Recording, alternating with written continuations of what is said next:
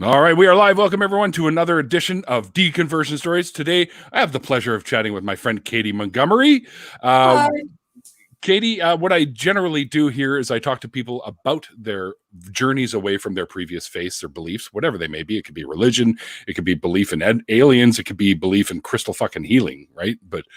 Also, as we discussed just before coming on, I think I'd like to tackle a little bit about your perspective on trans rights and stuff like that as well towards the end of this.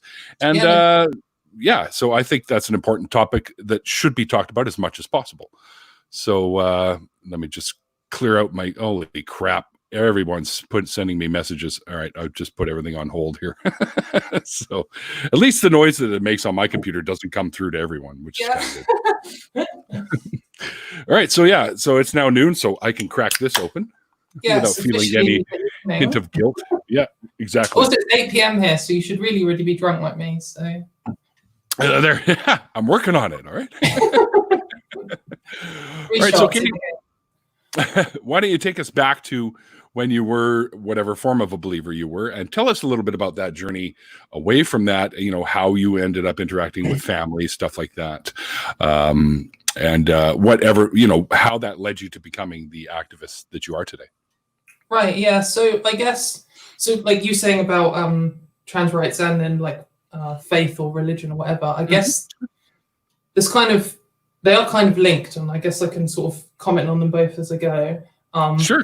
But so I guess like when I started becoming self-aware at like 4 or whatever age kids are self-aware, I guess I was brought up with just the concept of a God, and that was the Christian God. But being in the UK, it's I guess lots of people watching will be American. In the UK, not that many people are very religious. I mean, we're still technically a Christian country, but Church of England, all that, we didn't. I went to church at school occasionally, and we had like the Lord's Prayer, and we had like a person coming to talk Bible stories and stuff. But we didn't have. I didn't have like Sunday school. My parents didn't ever really talk about God or anything particularly. I wasn't aware of lots of the sort of lore of Christianity about God and Jesus being the same person or anything for lots of my childhood, or what I still haven't quite grasped what's going on there. Right. But I guess I always just assumed that there was a God and always just believed that, and I bought into the stories, or at least some of them, or I kind of had some kind of understanding. I guess we were told different types of stories, or we were told the sort of Aesop's fables things were like, the reason giraffe has a long neck is because he had to stretch or whatever, and now they all have long necks. And then we're told Christian stories like Noah's Ark, and then we're told things like Father Christmas, and all 3 of those, I guess I wanted to believe all of them. And when I stopped believing in Father Christmas, it wasn't like some sudden awakening, like, oh, I've realized the whole thing's nonsense. I was just kind of like, I kind of know it's not true, but I still like it. I felt that way for a little while myself as a kid, right? Yeah, I mean, I probably did for longer than I should have, to be honest. I probably managed to keep lying to myself at least into secondary school, which is probably like when you're 11 or something. Yeah. But for religion stuff, I guess I wasn't aware of atheism as a concept. I wasn't aware that some people didn't believe in God, but I was aware that Christianity was like a view of God. I think some people see Christianity as God, or whatever religion, as their thing, and everything else is nonsense. Sure, represents their God, yeah. And some people feel like there is a God, and all the religions are trying to make an explanation of it. And I guess that's kind of how I saw it. And I thought, like, when you start seeing nonsense things like Noah's Ark, I think, well, that's trivially false to a 10-year-old. And I think, well, obviously that's nonsense, but maybe that's, like the Christianity is just trying to explain something. It's trying to explain the God that's obviously there. And so maybe it's just not. Yeah, exactly. Because I guess one of the things growing up that I don't know if it was drilled into me, but it was something that was presented to me, and I maybe drilled into myself. So I'm quite an anxious person who overthinks things. And I just had this concept of this God who is aware of my thoughts and who's watching and judging every move that I do. Creepy. Well, it's really intense because, I mean, it's creepy on that sense, like it's watching you go to the toilet and things. But it's also, I mean, it stopped me doing things like I wouldn't ever sing out loud to myself or even talk to myself, and I wouldn't think certain things because I was just aware of this concept of something judging me the whole time. I guess I didn't evaluate that particularly, but that kind of ties into the LGBT side of things. Is like through religion, I was like at church or whatever, or in my primary school, we were never taught being gay is bad, being trans is bad, but we were not taught anything at all about those things. And then that is just the word on the street. You know, your fellow kids tell you, oh, you know, being gay is the same as bad. It's the same concept. So, yeah, and then this kind of judgment from this thing, you know, God obviously exists. Maybe Noah's Ark's nonsense, but God obviously exists, and it's watching me the whole time. And I also know that being gay is bad. I also know that being trans is bad. So whatever feelings or thoughts I have are obviously bad. So I just won't have them. Problem solved. And that's the end of my story. Yeah, that's not as easily done as it is said, right? I mean, obviously you can't stop your brain from forming thoughts and images. I mean, you can try, but good luck with that. Yeah, I guess you have different sort of layers of consciousness going on in your mind, and sometimes something will pop up, and then you're sort of like the top level conscious can be like, no, this is bad. Like stuff it down there, yeah. And maybe you can convince yourself that, oh, it's okay because although it was a thought that approached my brain, it's one that I forced away, and so I'm definitely not going to be judged on it, and it'll be fine. But how did that, like on a psychological level, that you must have been wrestling with that? Yeah, I think certainly like with trans stuff. So I guess to the viewers, I'm a trans woman. So that means I was born a boy and now I'm a woman.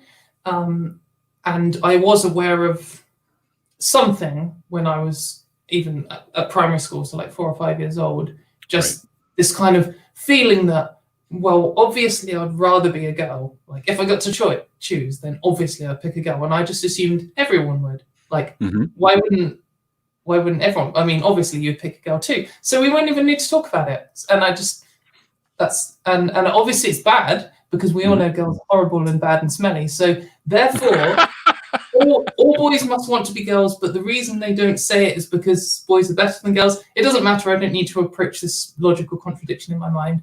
And that kind of stayed there. You know, sometimes I get these feelings and I'm like, well, they're wrong. And this God thing is judging me. Yeah, I can't approach that, and that kind of got me through until the start of puberty.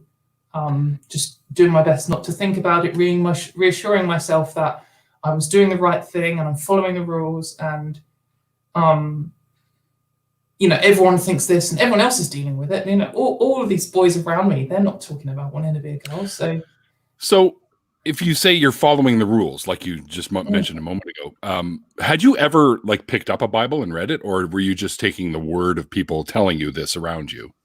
I guess it was a mix. I had never read the Bible, and I think so. I was gonna, like, as I come to that, like when I started being aware of what was in the Bible, is, you know, that's the main reason to stop believing it.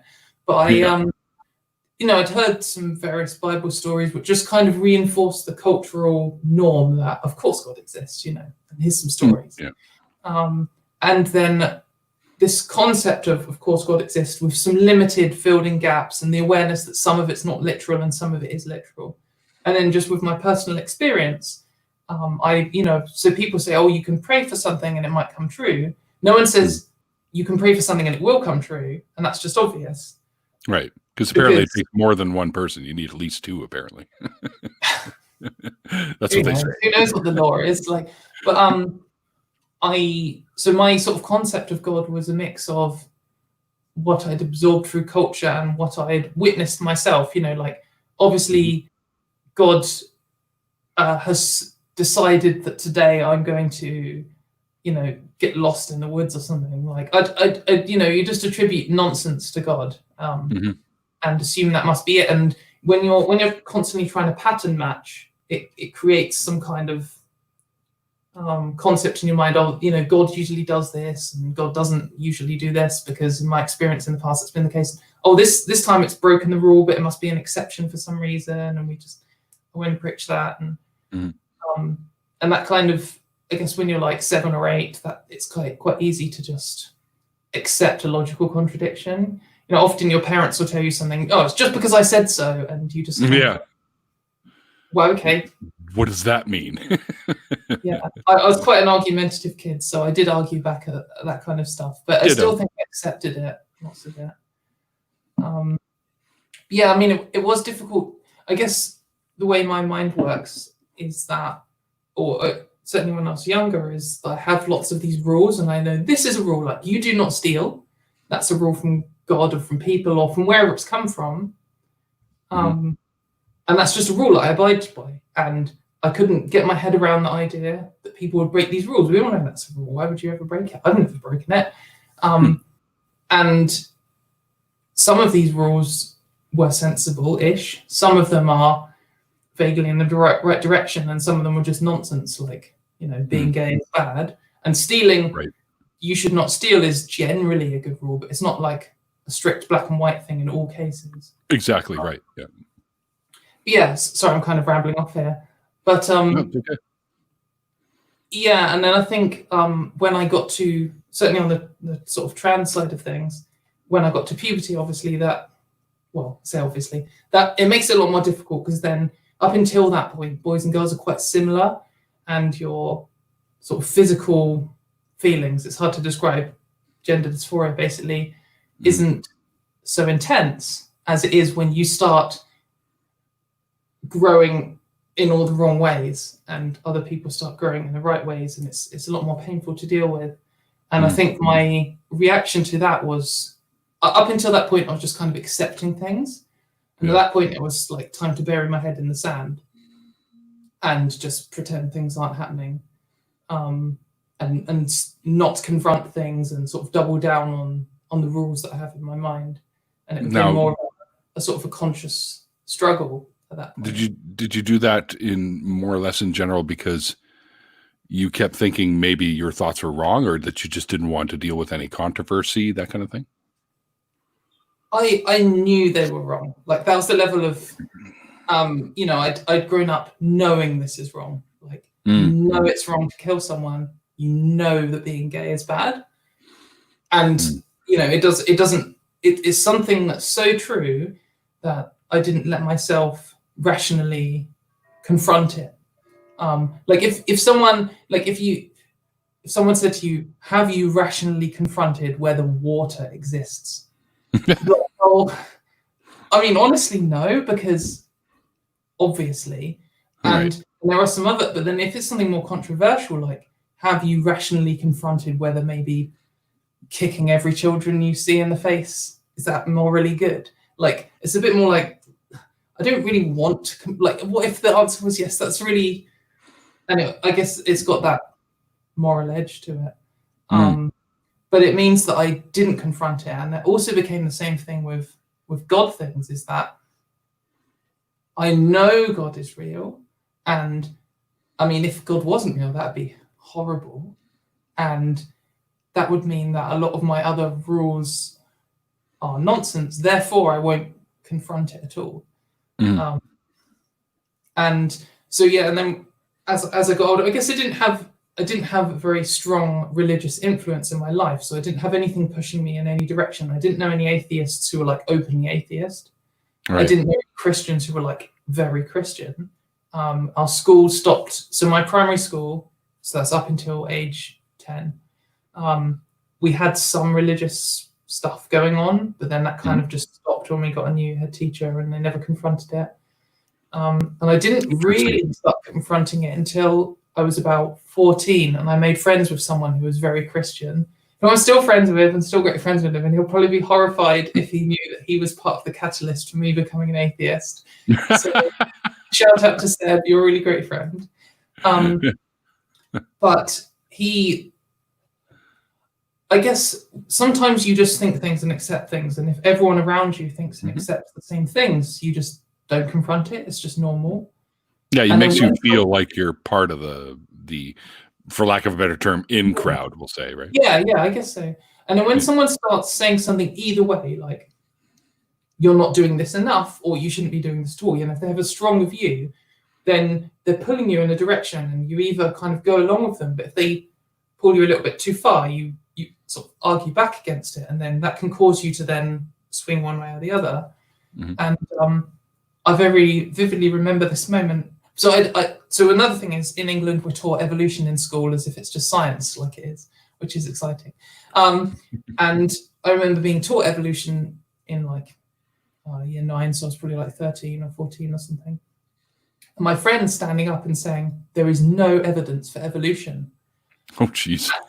And for England, that was pretty wild. Like I had never even come across the concept where religion and science conflicted. I hadn't really had this idea that a student might question a teacher, and I was like, what is going on here? And that kind of was part of the reason why I became better friends with this person, because it's really interesting to meet people who just totally think something different. And I mean, potentially they're right and potentially they're wrong, and you want to understand why they're wrong. Right. And that kind of was the catalyst for me arguing more about religion. And I still totally accepted that God was real, but my friend was a Christian, and his idea of God was different to my idea of God, because his God was all loving, and Noah's Ark was true, and he had created animals on the whatever day it was. And my version of God obviously wasn't any of those things, because they're obviously all false. So I was trying to argue about, so you're saying Noah's Ark's true. So where did all the freshwater fish go? Just explain it. I just need to know where all there are freshwater crabs that can't be in water, and they can't be out of water, and they need to be damp. Where are they going to go? And that kind of got me arguing about the whole concept of Christianity and then religion. And then another one of my friends, I remember we had to do an essay about what we believed in religious studies class. And my sort of opening sentence was, I believe in a God, but, and I remember my friend looking over my shoulder and being like, oh, do you believe in God? And I was just suddenly like, oh God, what? I have until this moment, but talking to my friend, every single thing I've challenged him on just doesn't really add up to me. And that was, a big tipping point, I guess. They don't like the word "but" when you add it to "I believe in God," but yeah, I'm not a racist, but yeah, exactly. I guess they're totally different things, but it's I get it. But so that's kind of like a key moment, I guess, where then it was suddenly like I knew someone who very strongly believed in God and had all these justifications and stuff, and suddenly another one of my friends was just like, well, I don't believe in God, and this thing that I'd sort of known was true, suddenly there was 2 new options, and suddenly it's now I can confront this thing that I wasn't letting myself confront. This is off the table. I'm not even going to confront whether it makes sense, whether there's a God or not, because it's just true. Suddenly something I can confront, which means it's time to set logic on it and start thinking about, well, if this is true, then this can't be true at the same time, and the kind of things that usually unfolds belief in all loving gods and things. And as part of that, so I think another key. Sorry, I'm just kind of going through my story. Is this are we on the right track? This is exactly what it's all about. Oh, wicked. Yeah. Okay. And so, you can do it however you feel comfortable doing it. Okay, wicked. So I've got a plan in my mind. So anyway, so I went just on like God. Yeah, exactly. I mean, unlike God, so me and God both claim to be all-knowing, but I'm definitely real. So I think we can just assume. How do we know you're not CGI? As Creaky Blinder would put, CGI. Yeah. So anyway, I mean, I was, as part of my discovery or rationalization of working through things, I guess I wanted to try going in both directions as like a, or maybe I feel like I'm not believing God, so maybe I should lean into it more the other way, and then maybe I feel like I'm believing it too much, maybe I should lean back the other way. And part of that, I went to like this Bible camp thing with some other religious people that I knew, and it was my first ever time spending time with just Christians. So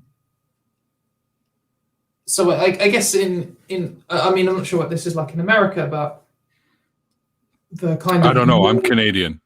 Oh, I don't know. Oh, it's okay. I guess. Well, I think America's generally quite extreme in this, and I think maybe Canada's more so than the UK, but I'm not entirely sure. But here, my sort of concept of normal was just someone who wasn't Christian, but someone who wasn't like particularly atheist or anything, just something in the middle. Yeah. I think in lots of places normal is Christian. And so I hadn't really ever been around, like, although most of the people I might have been around might have believed in God or had their own idea, people don't really talk about it ever here. Most do have their own idea of what God is, yeah. And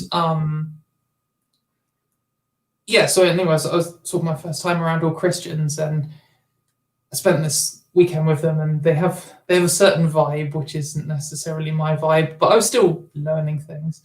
But then there was this kind of culmination on one of the last days where they had some musicians in, and they were playing some feel-good sort of Christian music, and then there was like a preacher, and he was doing things, and the kind of stuff you see on YouTube or whatever, of like emotional Christian stuff, and people are all feeling it, and it makes you feel emotional. And then the priest or whatever was like, so this mat on the floor represents like the river, and in it, like, Jesus is standing there, and he's ready there to baptize you. And when he does, you're going to be filled with the Holy Spirit. And you can stand on the riverbank all you like, or you can just come in, and it's totally up to you. And so people started walking onto this mat, and there were people like, so I was like 17 or something then, or 16. And, people who I kind of thought were the cool people there, like a few years older than me and stuff, and all these adults were going onto this mat thing and like falling onto their knees and crying, or breaking into tongues, or like twitching around and stuff. And I was unreal. I wasn't ready for that, and it really put me off. Like, it was really horrifying. And another part of my mind, while I was kind of being shocked at this weird reaction, and it was being explained to me as, oh, this is the Holy Spirit. And they're like, the feeling you can feel inside you right now in the room, like just before everyone started stepping on, is the Holy Spirit trying to get in, and the joy that you're feeling. And as a metalhead and fan of music, I had experienced this exact same feeling from watching like some really sort of anti-religious metal bands and running around in a circle and hitting people.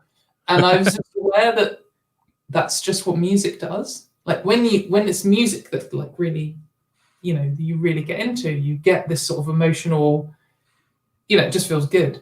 And I was like, well, this isn't the Holy Spirit, this is just music. And people are like crying on a mat. I was, They're so moved.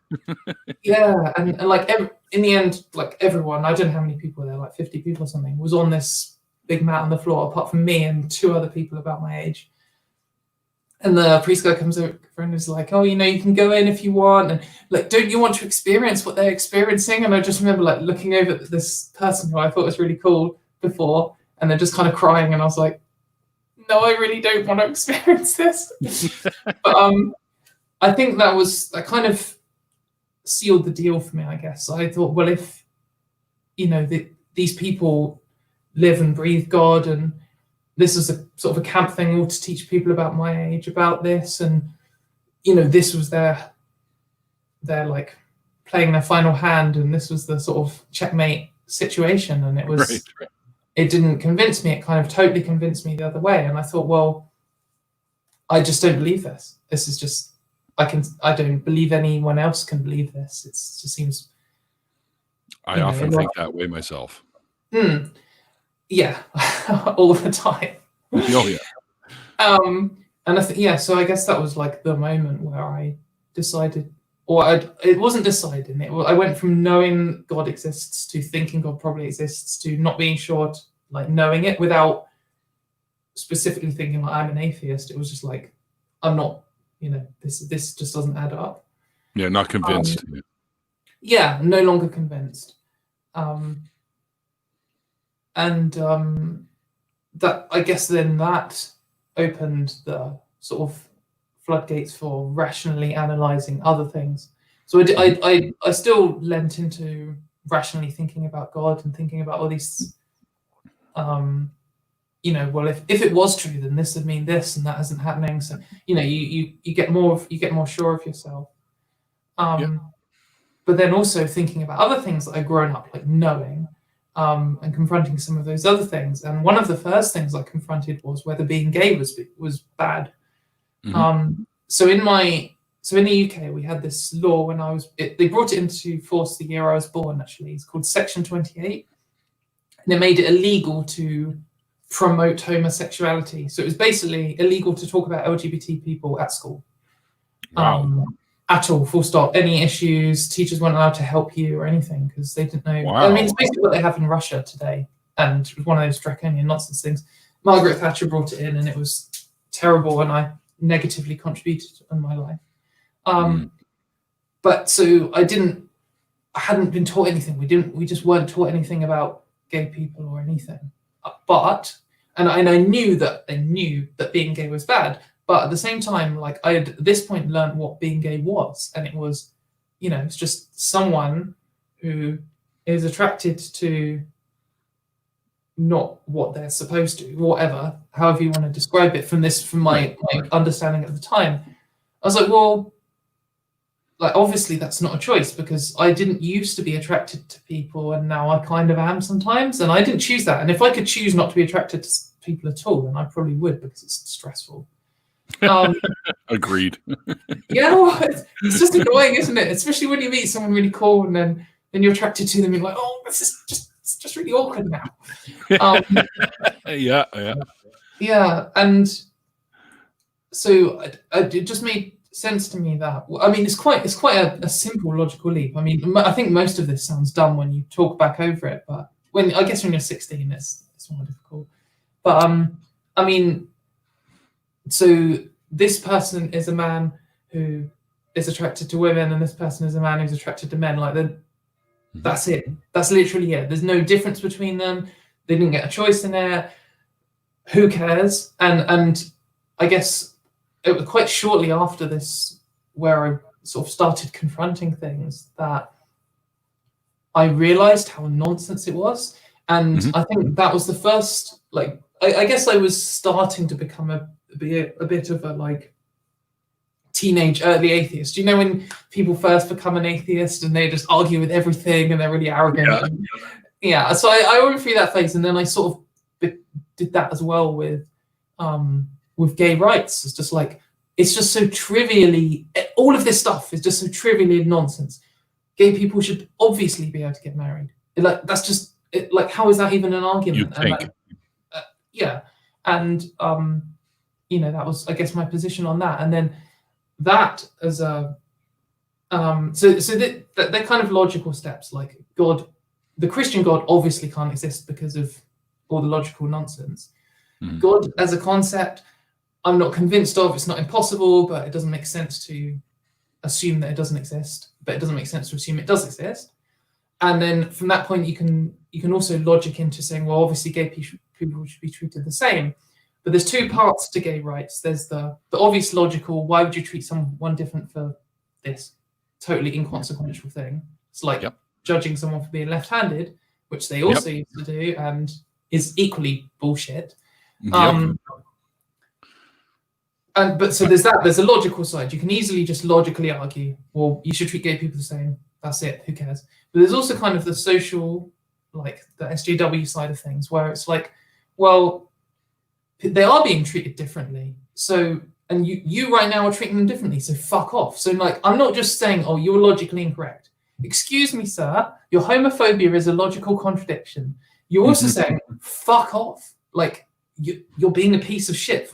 You're being a piece of shit and it doesn't make sense. And I want you to back off right now. And that kind of angle is what got me into feminism.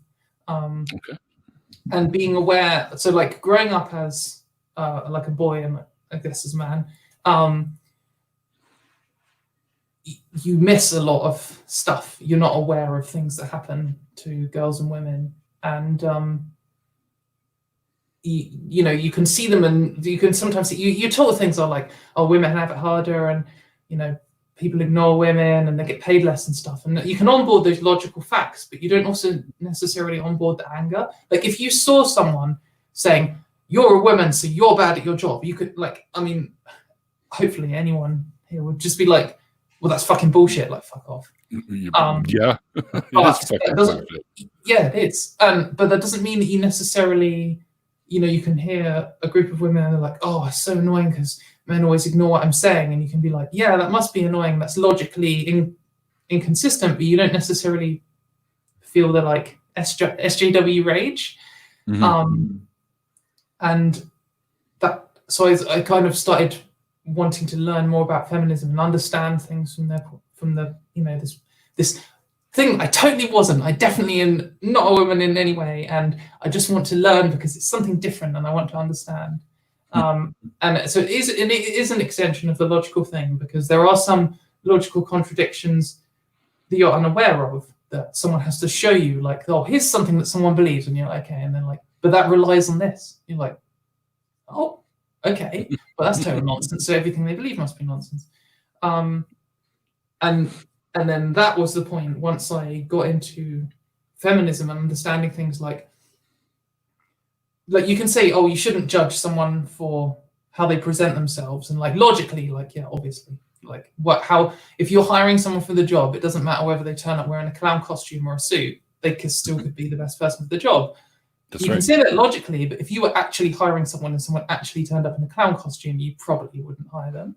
Oh, I don't know. Well, I think for a lot of people. If he's applying for clown college, that might be acceptable. Yeah, exactly. Or president of the USA. Bingo. And for the viewers at home, Show them your shirt. Yeah. But then there's, you know, I mean, that's like a extreme logic example. But then there are things like if a man is presenting themselves in society and they are wearing a dress and makeup, they get judged differently. Like if someone turns up wearing a clown costume, you're like, mate, what are you doing? Like you're obviously a joker, like, or you're an idiot, or there's something that's like whatever. It's kind of a laugh. And then if someone turns up, if a man turns up wearing makeup and a dress, people they're not just like, oh, you know, whatever. There's a different reaction. People have this like, I'm offended by this. Like this is making me uncomfortable. I want to fight someone. Like that's you get. And from the kind of feminist angle that I was at, like well, this is logically wrong, and also it's bullshit because it's placing pressure on people to present in a way that maybe they didn't want to. Like, right. Why should they have to? Like, once I'd got rid of this kind of religious tradition thing, where you know it's traditional for like marriage is a good example. Once I confronted the idea of 2 men should be able to marry, 2 women should be able to marry. And then you learn a bit more about marriage in your argument with homophobes. And it's something like, oh, the father of the bride gives her away. And you have to write your father's job on the marriage certificate, but not your mother's one. Like, yeah, it's tradition. It's tradition. Like, fair enough, some people like traditions, but also it's just bullshit.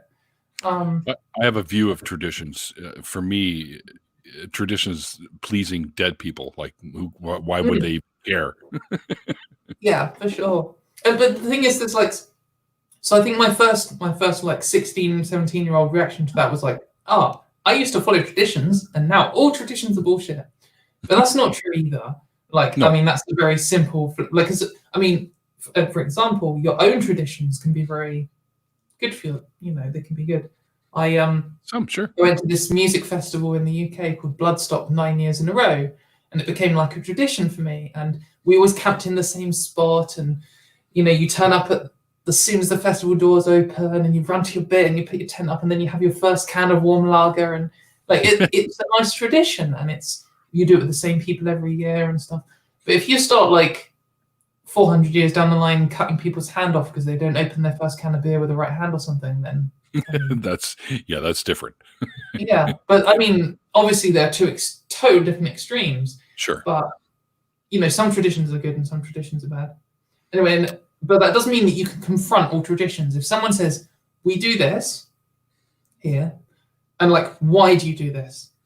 And if you've got a logical reason to do it, cool. And if you've got a traditional reason to do it, that means we should be able to confront it. Like, Yep. we should be able to ask if there's a logical reason as well. And maybe your tradition is, I wear hats on Tuesdays. You're like, why? There's no logical reason for doing that, but it's not harming anyone, so it's actually fine, and it might make me feel better, and that's great. But like with marriage stuff and the way like women are treated and how you should dress and how you should present yourself and how you should act and how your voice should be and what words you even use, like there's so much stuff to how men and women interact in society which people just accept because it's normal, and you don't confront it. And unlike with religion where someone's saying you've got to do this, you have to go to this boring building every Sunday, and you're like, why? But if instead you're just at the pub and you're holding, and someone says, oh, can you hold my bag while I go to the toilet, and you're a guy, and you just put the bag on and you stand a certain way, and someone takes the piss of you, and then you're like, oh, I'm never going to do that again, and you start holding it differently or whatever. That's some other bullshit. I mean, that's just as fucking ridiculous as going to the church on every Sunday. I mean, it's more ridiculous. And but it's harder to confront because it's not just like someone saying a rule at you. It's like social pressure to act and do and stuff in certain ways. And like sort of feminism opened up being able to analyze that to me, and why is this? Why are people doing this? And you can, I mean, I guess this is the problem that some people on the internet have with feminism, is that it does make you question everything, and then something totally minor, like, I know it's a thing that winds people up, is like talking about manspreading or something, where you look at a train carriage and there are like 50 women and 50 men, and maybe 30 of the men are sitting in this way and only 10 of the women are, and then there's some kind of social pressure there, but it's not really strict. It's not like you have to do this. It's just like men generally do this, and like, why do men generally do this? It's kind of annoying. Like, what, this should be equal. Maybe we need to point out the problem, and then suddenly it becomes this big like polarized cultural war over something which isn't, it's not human, but it does make you confront lots of these things. And I confronted a lot of them to myself, like, oh, well, obviously men should be able to wear makeup, and obviously men should be able to say and act and do whatever they want, and women and men are obviously equal. And then I'm like, well, obviously I'd rather be a woman, so what? Like, maybe it's time to confront this. And then that was a rabbit hole. Discovering that God isn't real, and that, discovering there's no sensible reason to believe in God, certainly not the Christian God, and therefore there's no sensible reason to believe in an afterlife. It can be quite painful for me. It wasn't at first, because I didn't really onboard how what the repercussions of that were. But when I realized, like, one day I'm going to die, one day everything anyone's ever done is going to be gone, and there'll be literally no memories of anything ever left. That's tough to deal with. And I don't think I have dealt with it. I've come to the point where I've confronted it, and I know it's a thing, and I live my life anyway, and I'm enjoying myself, and I know I can have a purpose and all these things, but I'm not comfortable with it. Are we ever really? I mean, Well, yeah. I mean, some people are though. Some people are, I think. I guess you could say I'm a little bit more than I used to be myself, right? Because I'm striving to leave behind some form of a legacy so that people are still talking about some of the things that I've done to make the world a little better when I'm gone. And I think that's how you live on, we'll say, is things that you've accomplished and done that bettered society even a little bit is the way you can live on in people's memories anyways. You can live on for, I mean, like, who's the oldest human in living memory? Like the pharaohs of Egypt or something? Or Yeah, something like that. I mean, what's that, 4,000 years? That's like no time at all. And in another 4,000 years, probably there'll be no memory of them left. Or in 100,000 years, like in a billion years, there'll be nothing. And that's kind of weird. Billion years is a long way away. It is, but I'm going to be long gone in 100 years, probably. Yeah, exactly. Yeah. And that's, I get what you mean. And I would like to leave at least a not a negative impact on the earth. Right.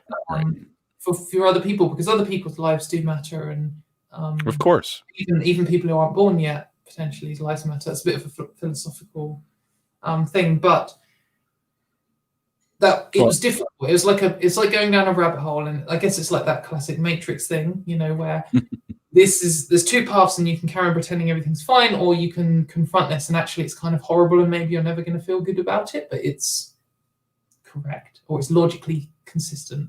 Right. And it was the same with trans stuff. I mean, so when I talk about my experience as a trans person, I guess it is similar to atheists. Everyone has a totally different story. Everyone has totally different feelings and thoughts and beliefs. And I think it's very easy, there being so few trans people, to just assume they're a monolith. And I guess I'm saying this because if I say something, don't assume that all trans people think this.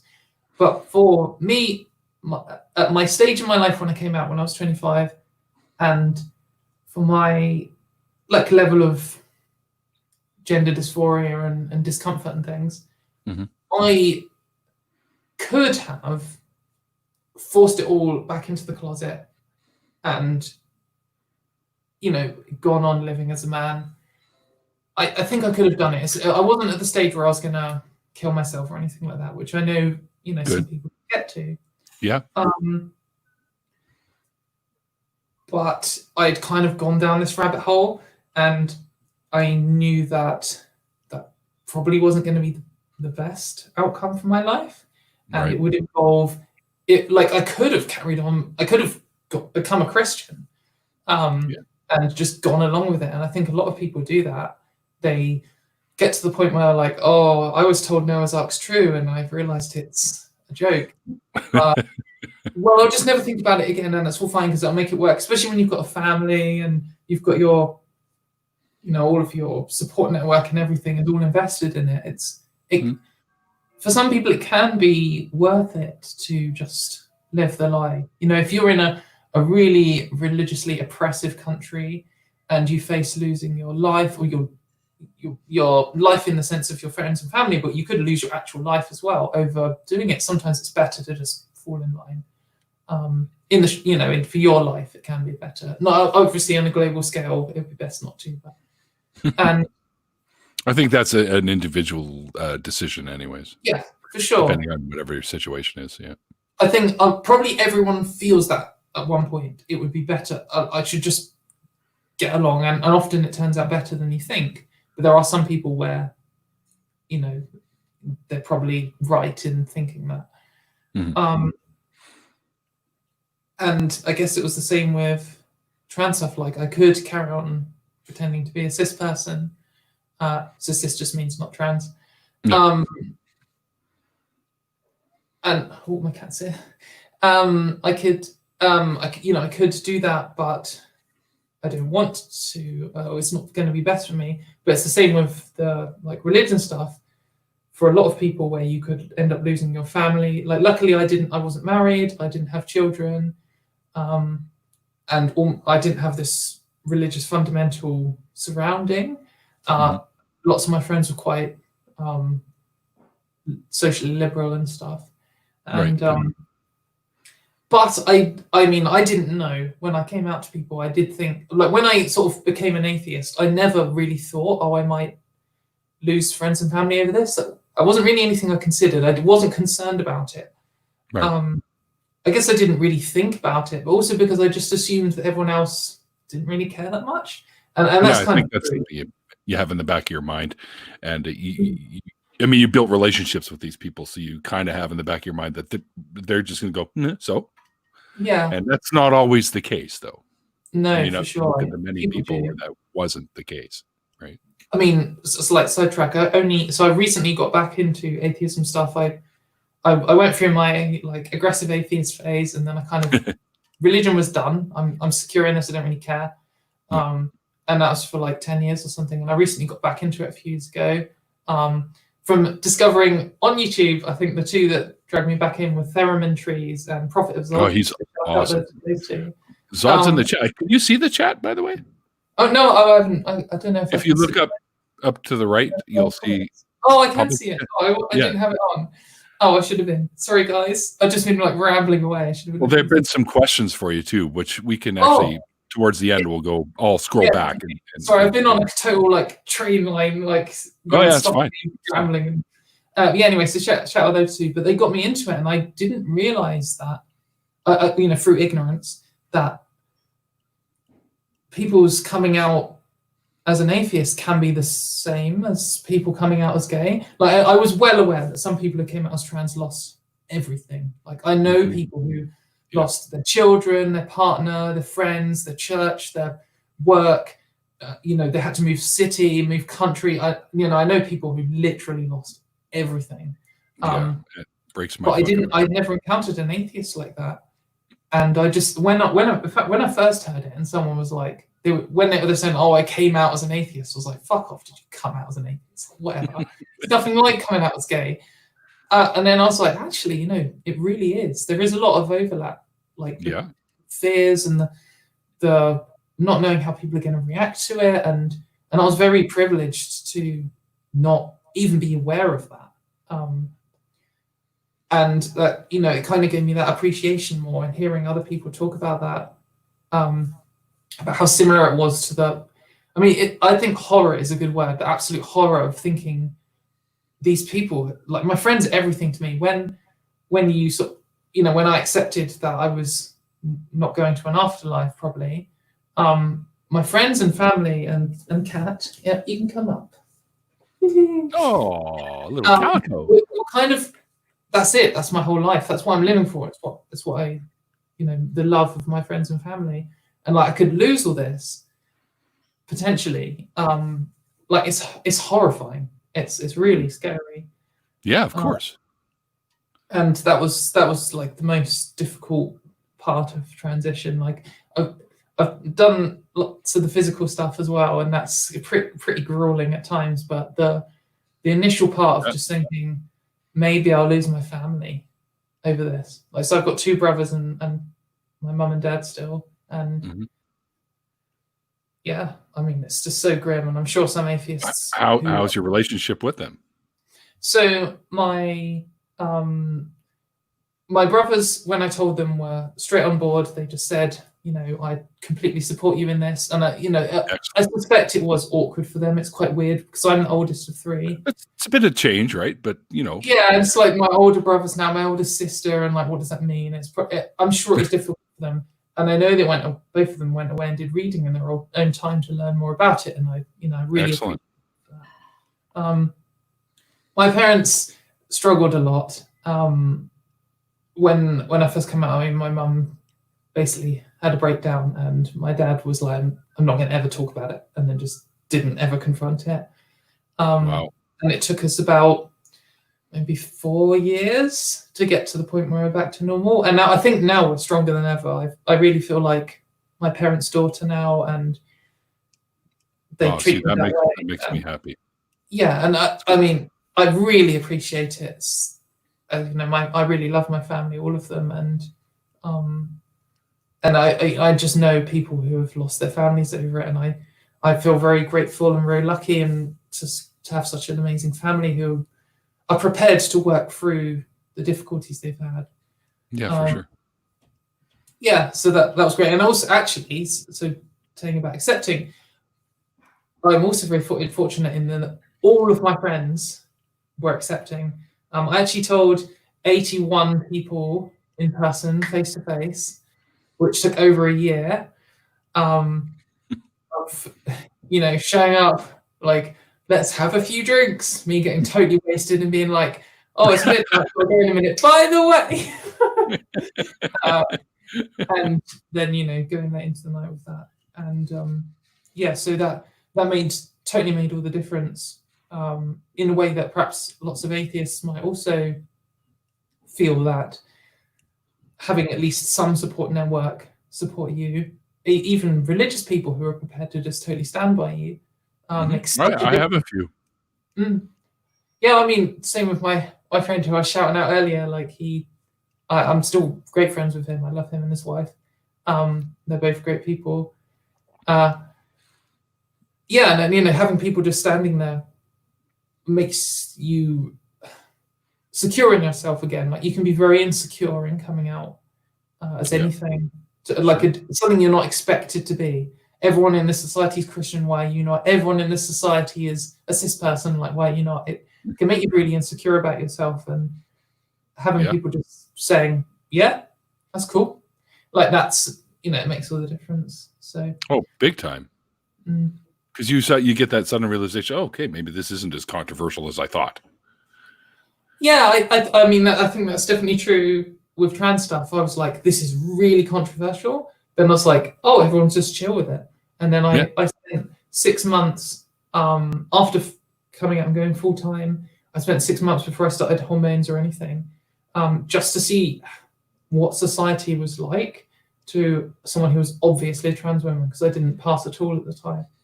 And most people are just cool with it. I mean, lots of people are very overly interested, and that can get a bit tedious. But most people are cool with it. You get some comments, and it's not so bad in general where I live, and that's very reassuring. But then, as I got further along and I started becoming more aware of the politics and all this kind of stuff, actually, maybe it is exactly as controversial as I originally thought. It's just that the demographic of people that I associate with in my country, in my city, of my age group and this kind of thing are, I mean, most atheists, most metalheads are the kind of people who, like, even if they don't agree with something about LGBT rights, their general philosophy is, if you're not hurting me, then do what you want. Yeah. And that's made a big difference. Like, most of my friends are metalheads, and that's kind of the metalhead way. It's me too, to some degree. So, and I think that's a very, it means that I had a lot of good friends, and I know that some people, not saying that they are a bad choice of friends, but if you're really into something, like, I don't know, it's hard to say without being stereotyping and derogatory. If you're into something like football, maybe, then maybe people are less likely to be like that. I don't know. But, well, we're all individuals, so we're going to have our own little ways, I guess you could say. Yeah, sure. So, did you want to address some of these questions? I'm going to scroll back here a little bit. That was basically my story through life to where I've got to now. And it was. Sorry, I talked at you quite a lot. That's okay. That's what this is about. It's just I occasionally jump in with something ridiculous to say, as you find out, but it's about my guest and their story, right? And I might pipe in once in a blue, but for the most part, it's all about you and your story. I'm going to see if I can find some of these things here. Yeah, ask me some really awkward questions. Some really awkward questions. Well, I don't know if they're awkward. I didn't see anything that was really awkward. But audience isn't trying hard enough, then, are they? No, they all seem to be in your corner, Katy. Okay. Shirts a mirror image. What I should do is I flipped it just so that I could see myself in the mirror. This will really mess up your Oh no, wrong one. I flipped the crabs. Right, I'm going to flip this one as well. Right, so now you can see my t-shirt properly. There you go. And it says Municipal Waste. Oh, who are a brilliant thrash metal band from America. It's like crossover thrash. It's like a mix between punk energy and 80s thrash metal. Strong recommend. Nice. So Emery Hurst, this goes back a little while back. There may be some more questions before that, but we don't have a whole hell of a lot of time. But I'm going to get to some of the ones that I saw and thought kind of what your opinion might be on them. So how does religiosity of the UK compare to, say, France's? Interesting question. I don't know. So I mean, I have been abroad a fair few times to Europe. I go to a lot of music festivals in Europe. Like Hellfest in France, which is a really great music festival, and you do get some kind of vibe of how religious people are in other countries. I think particularly like perhaps Eastern Europe, like Poland, or those countries are definitely much more religious than England. I think England has this general vibe for everything that we just don't talk about. We only talk about the weather. That's like it. Anything else is rude. If you ask someone what they believe, it's like asking them what their genitals look like. Actually, it's probably more awkward when like if you're a transphobe, you're more likely to ask what someone's genitals look like than you are what they believe in. It's a very personal thing that you don't ask people. Whereas I think in other countries, that's not necessarily. Maybe I'm generalizing and being a bit patriotic, but like. I think in other countries that's not the case, and I know that like Germany, for example, has some tax that all German people pay, even if you're not religious, which just goes to the church. And I think their current ruling party is like the Christian Democrats or something. Where like, and I know, for example, in America, all their politicians basically have to say they're Christian in order to get voted for at all, whether it's true or not. But in England, like David Cameron, who was our prime minister several prime ministers ago, said that England was a Christian country, and that was quite controversial. Even like some of the Christians, I remember that. That's not. Don't say that. Why did you say that? Are you even a Christian? Like, why have you? And that was quite a big deal, even though probably most people are Christian. I don't really know. I think so. So I think yeah, England's probably less than a lot of countries. For sure. My good friend Pine Snake wanted to know. Does Katie know what the situation is for LGBTQIA plus people adopting in the UK, like adopting children? I think that legally you can adopt. I'm not totally sure on the rules. I do need to find out, because that is something that I'd hopefully like to do. I'd like to have my own family, and it's probably going to involve adopting.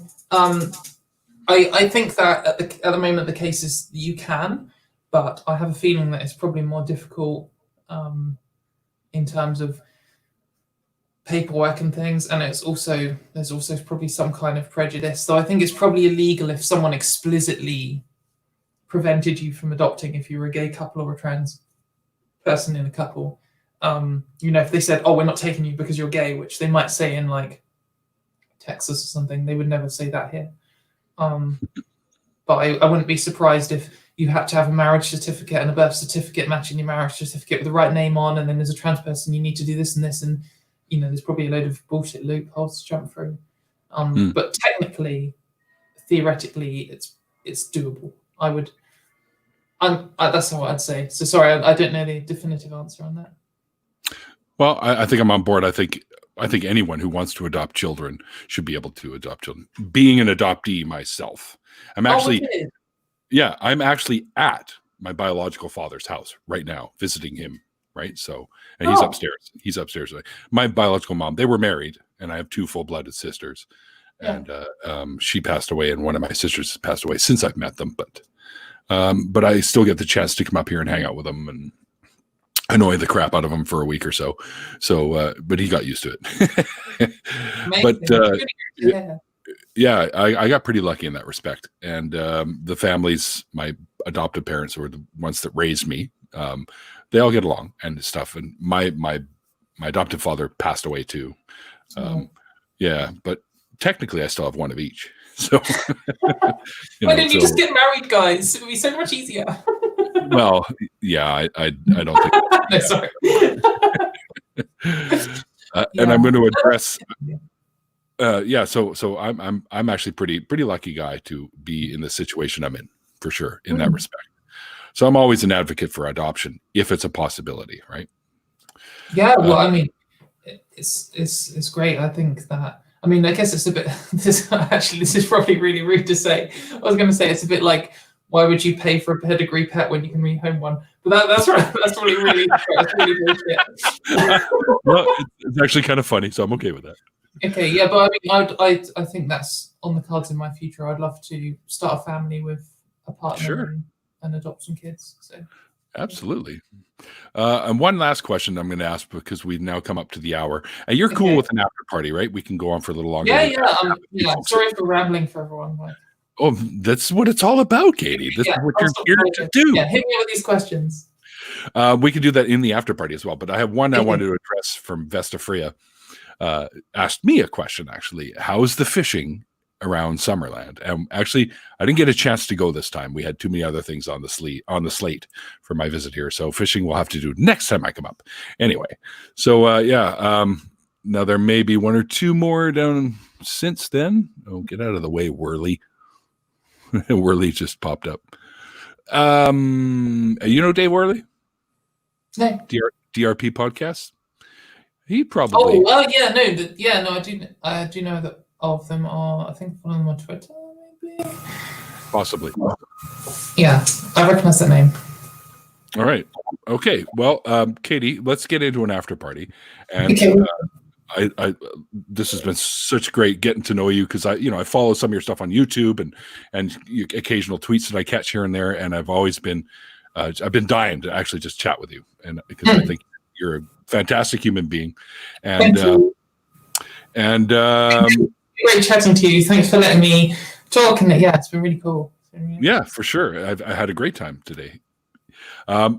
So yeah, thank you very much for joining me.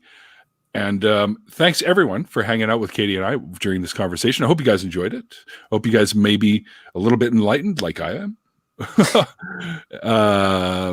So we're going to get into an after party. If you are interested in hanging out with Katy and I, we can go for a little while. So let me know either via Twitter or Facebook. And if you do like what you see that I do here 3 times a week, you can help out the show by becoming a patron, or PayPal donations, or you can pick me up something off of my Amazon wish list, like the green screen somebody was suggesting I should have behind me with a bunch of cats in it. So there you go. Oh yeah, definitely. But today Katy decided to have crabs. I mean, to put crabs in.